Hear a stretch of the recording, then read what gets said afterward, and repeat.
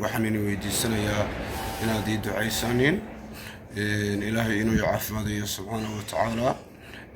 ilaahay subxaanahu wa tacaala baryadiisu mar walba waa ku taagan tahay.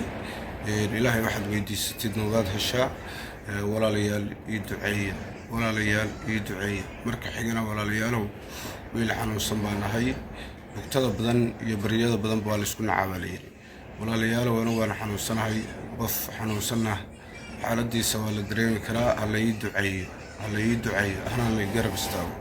walaalayaalow garab istaag baan idinka rabaa. waa ducaysanahay muddo badan baan xanuunsanaa.